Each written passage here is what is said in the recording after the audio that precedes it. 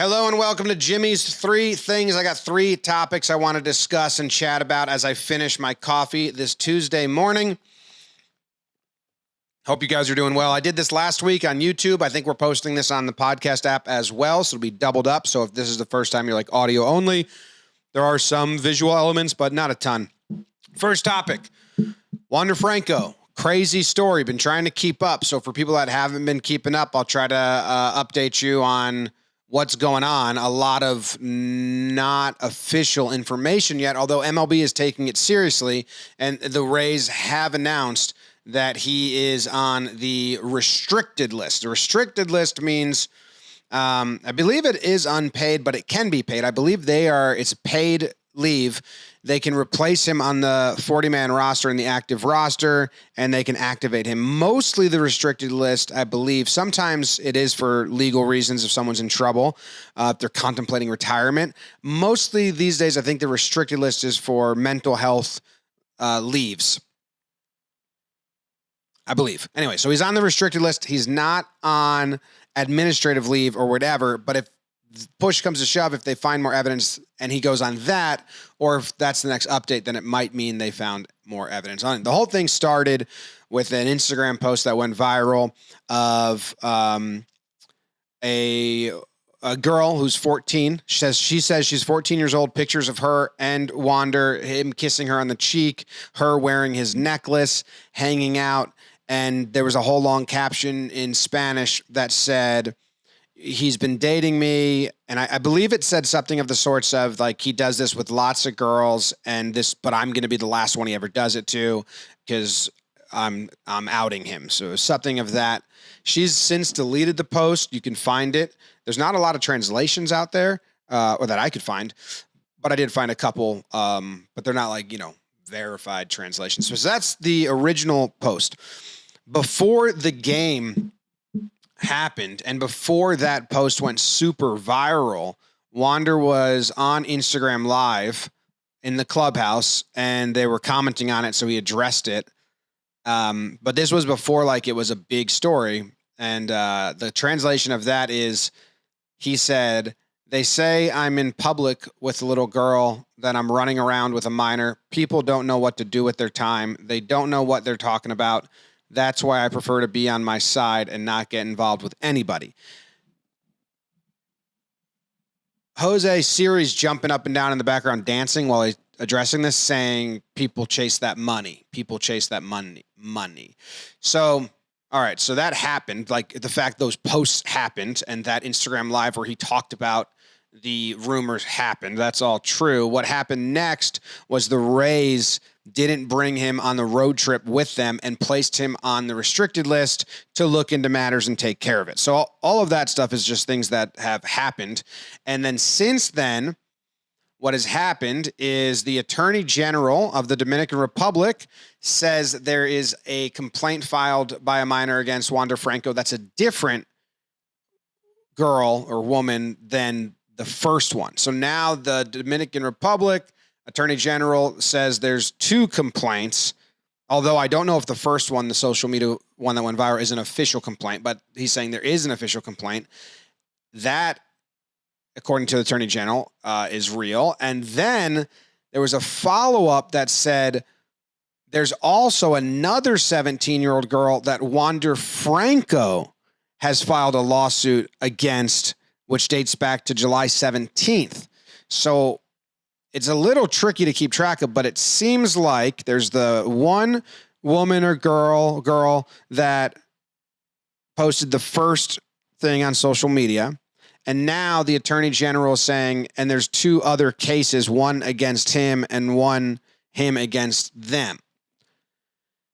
That's kind of a lot of stuff going on. So that's everything. And then the most recent update was that a delegation from MLB traveled to the DR, to the Southern Dominican Republic, to learn more about the case. So MLB's on it. They're taking it seriously, which obviously you need to take this very seriously.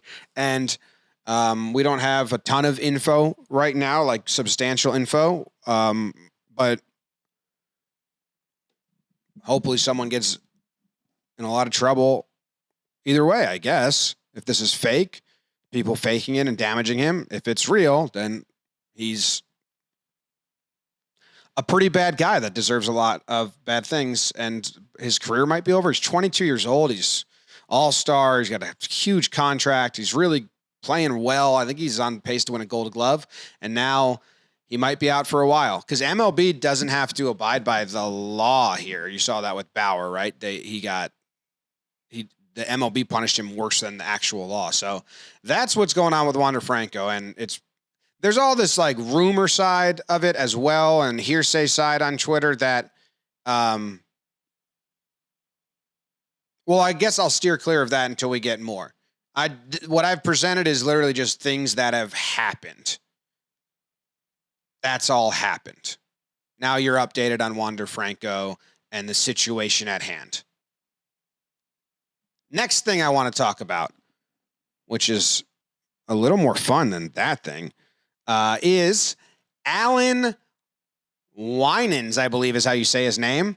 So this was a fun story. It's a couple days old, but I really like when these things happen. The Braves were playing the Mets. It was a doubleheader, and the Mets are not great. They sold pieces, and they don't have a great roster, especially for day one or for game one of a doubleheader. So that's kind of the caveat here. But Allan Winans was on the Mets. He was in the Mets minor league system. They didn't have room for him on their 38-man AAA roster, the Mets. They said, we don't have room for him. He's a reliever. And we're not going to save him. The way it works is you have to put guys on your roster to save them. Otherwise, there's the Rule 5 draft, which allows other teams to come draft a guy that's unprotected on your roster. The caveat being that if they draft him, he has to stay on their roster all year. It's a good thing to help minor league players not get stashed. You know, Derek Jeter's a shortstop for 20 years. Well, that sucks for the shortstops in AAA. What if they're just stashed forever? And the Yankees are never going to call him up, so they don't even protect him from being called up. It's kind of like, to guard from that and help guys get another shot. The part I love about this story is the Braves took him from the Mets, and he was a reliever for the Mets, kind of doing all right, not great, in high A and double A. The Braves took him in the Rule 5 draft, immediately said, no, you're a starting pitcher, and started him in triple A in 2022 last year.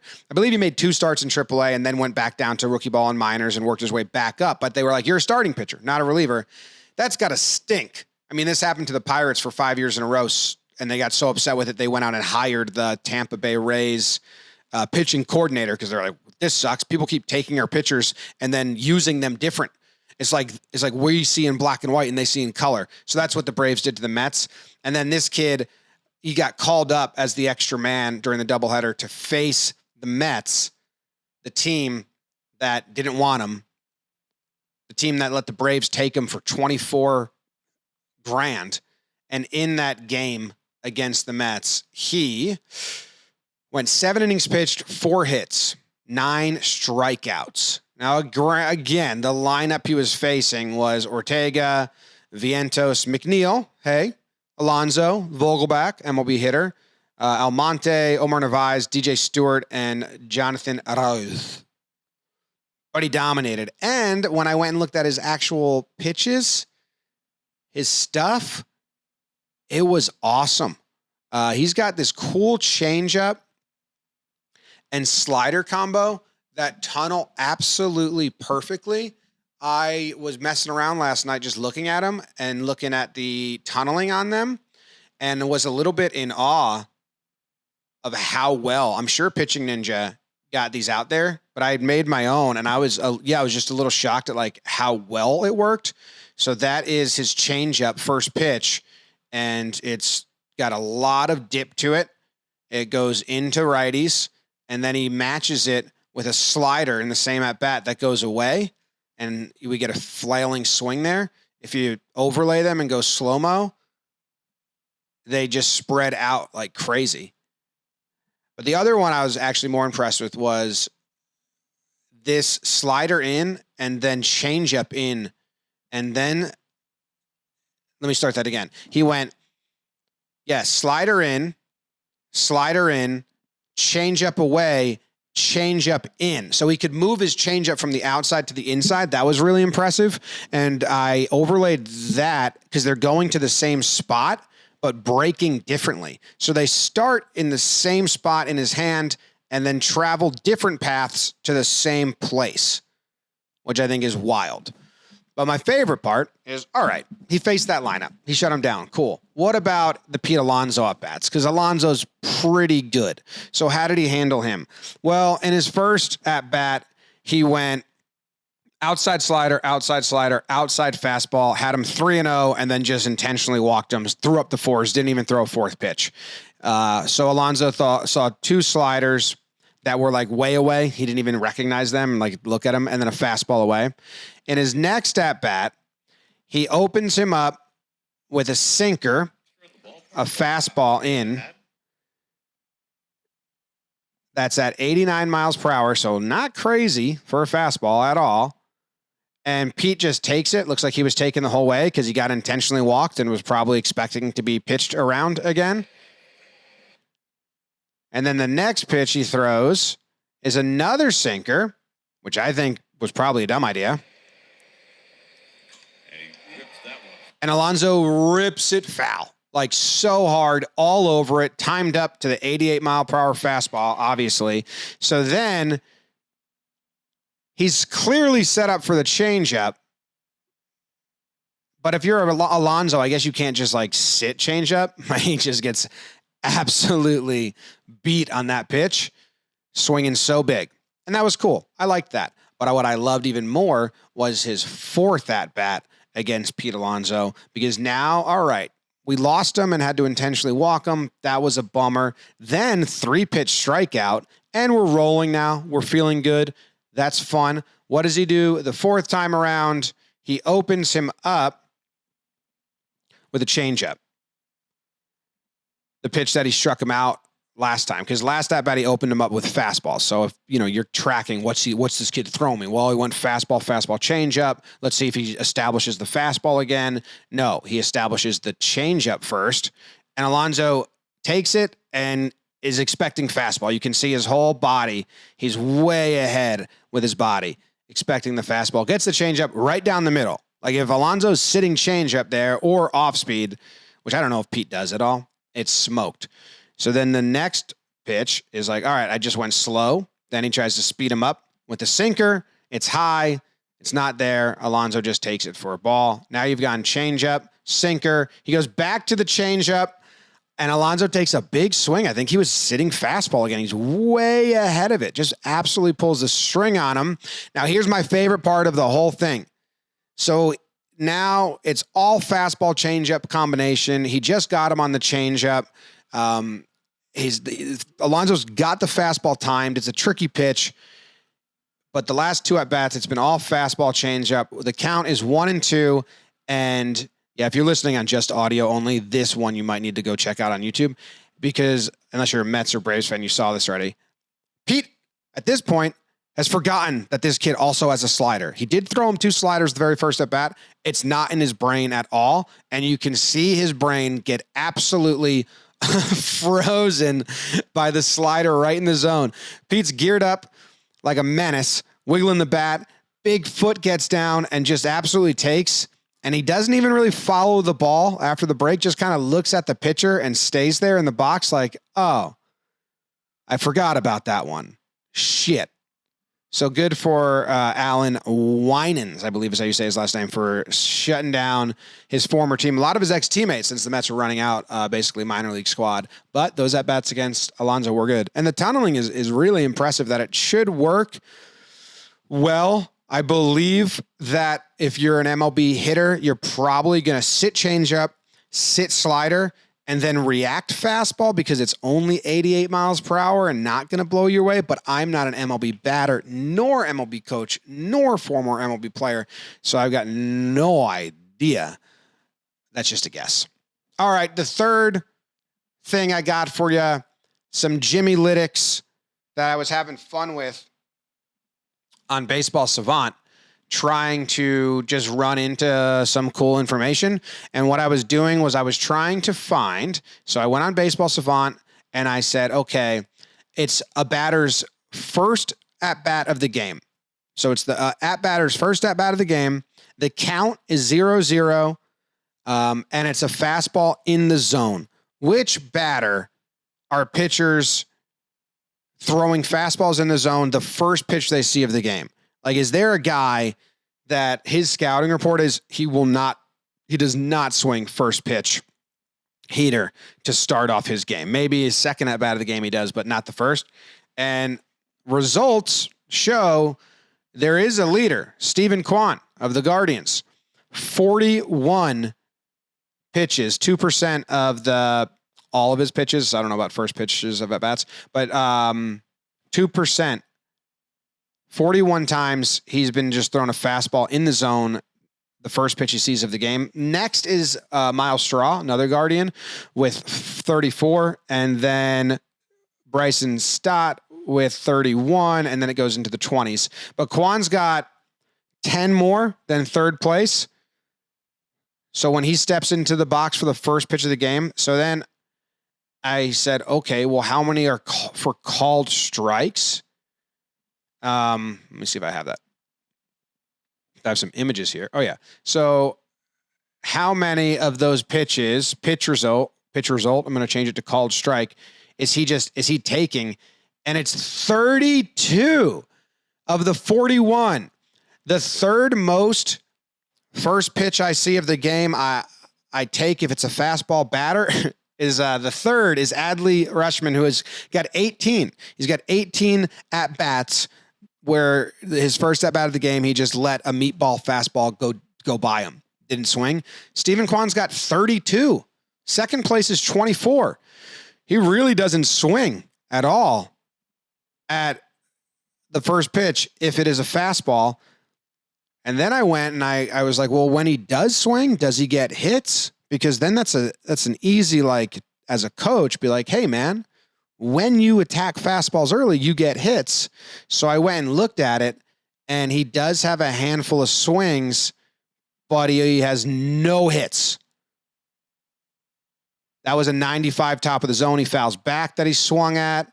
This is a Soroka fastball that he grounds back up the middle. Nice play over the bag there. This one is Cease, 96 mile per hour fastball that he flies out to center field. Let's see, who's this? This is Carrasco.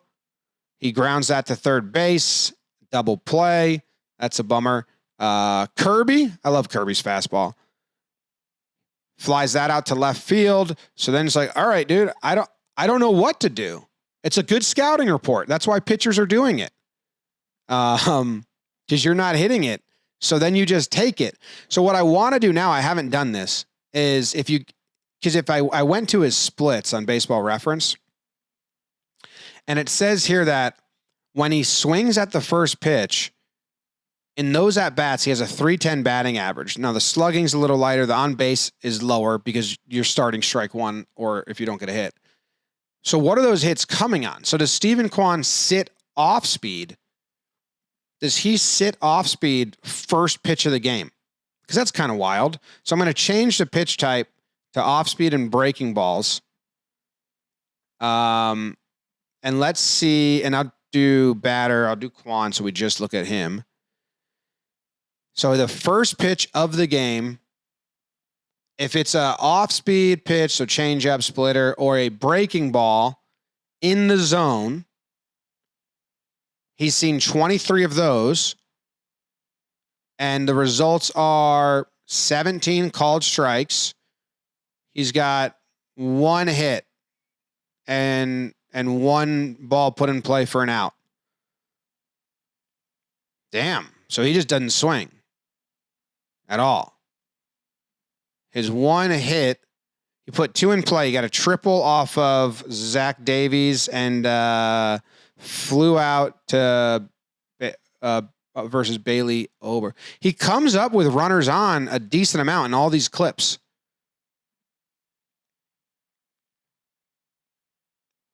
That was a ground. That was wait. So what was that triple? The flyouts to right field. The triple is a ground. Was that a ground ball, or am I misseeing it? Yeah, it was all over that. Yeah, it's gets past the second baseman and splits the gap to the wall, and he's fast, so he gets a triple. Man, so Stephen Kwan just doesn't swing first pitch. So now I'm going to go, and this is the last thing I'm going to do, Stephen Kwan, baseball savant, and that will show us his swing percentages if we go there, and I'm interested to see his first pitch swing. So the MLB average for first pitch swing is 29.6% of the time, and Stephen Kwan career average is 10.1% of the time. So shit. I mean, who cares about fastball, breaking ball? Just throw fastballs in the zone. And again, I'm only doing his first at bat of the game. Seems like he's auto take. So I'm going to take away all the parameters from the pitching and the pitchers and the location. He's had 114 first. That's how many games he's played. Make sure that lines up. 117 games. So, that doesn't add up then. Maybe it's 100 and... Does he have games where he was like a defensive replacement, didn't get at bat? Because it says there's 114. Going through his game, he's got one game where he didn't get an at bat. 3 games where he didn't. So it wasn't like first time through, which I guess is what I'm doing. Whatever. He swings. He doesn't swing. Stephen Kwan, just throw him strikes. If you're playing the Guardians and your starting pitcher doesn't throw a pitch right down the middle to Kwan to open the game, then your team is bad at scouting. How many teams have messed that up? I mean, 58% of the first pitch he sees are called strikes. And then he's got 2 hits. 34 of the 114 pitches have been for a ball. Should we shame all those pitchers?